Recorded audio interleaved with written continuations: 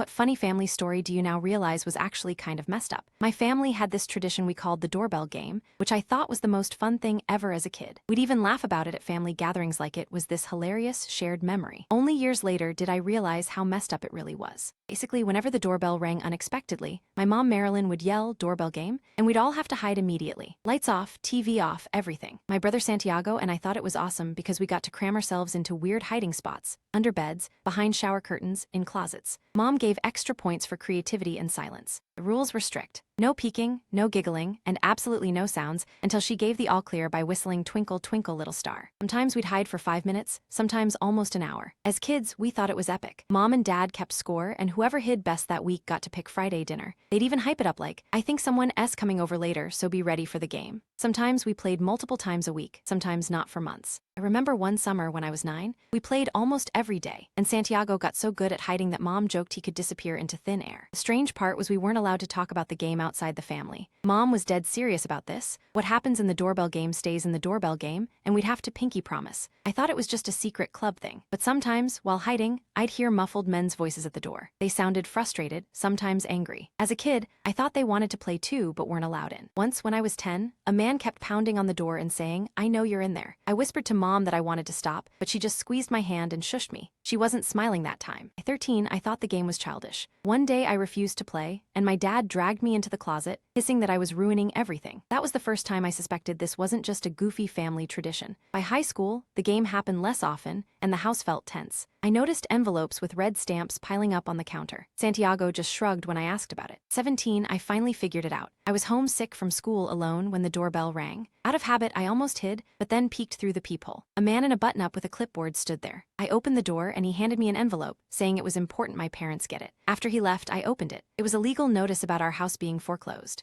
At night, I confronted my parents. Mom cried and Dad admitted the truth. They've been in serious debt since I was 6. The doorbell game started as a panicked reaction when debt collectors showed up, and they just kept it going, turning their financial problems into a literal game for us kids, with points, rewards, and secrecy. All those men at the door weren't part of some fun tradition. They were trying to repossess things, serve papers, or collect debts, and we thought it was playtime.